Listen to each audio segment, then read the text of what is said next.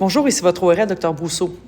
Un des défis qu'on a lorsqu'on retire un cancer de la peau, surtout dans la région tête-écrou, évidemment, c'est de fermer le trou qu'on va avoir créé.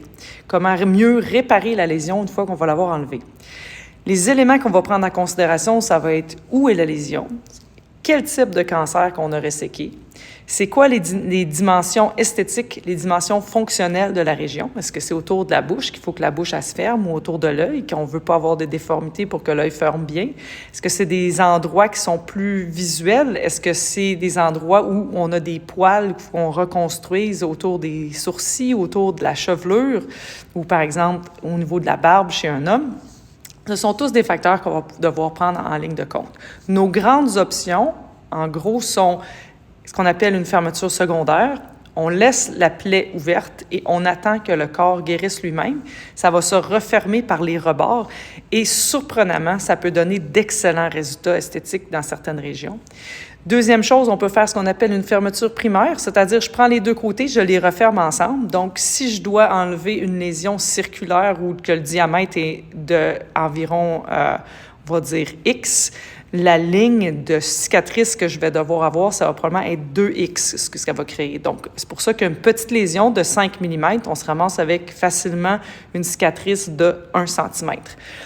Ensuite de ça, on a les options qu'on appelle de greffe de peau. Donc, on va aller prélever de la peau, un endroit où ce que la peau est le plus similaire possible. Et on va la greffer au niveau d'où on a fait la résection. Et finalement, on peut faire aussi ce qu'on appelle des lambeaux. Alors, il y a des lambeaux plus complexes ou moins complexes, mais essentiellement, ce qu'on va faire, c'est qu'on va découper un morceau de peau, qu'on va faire une rotation où on va faire un replacement, un peu comme si on faisait de l'origami, et on va recoudre pour essayer de refermer.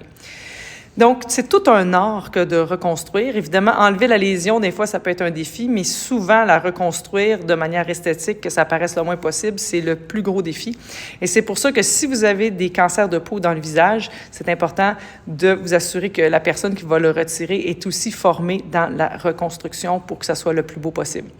Donc, en général, vos chirurgiens qui sont formés pour ça, ça va être les ORL, les chirurgiens dermatologues, ça va être un chirurgien plastique, il y a des chirurgiens généraux qui peuvent être excellents aussi, dépendant de leur expertise dans le domaine, et il y a même des médecins de famille qui peuvent être très bien formés dans ce domaine-là. Ce qui est important, c'est l'expérience de la personne et évidemment, en fonction de la grosseur de ce qu'on va enlever, l'expérience que cette personne-là avec les types de lésions qui sont à retirer.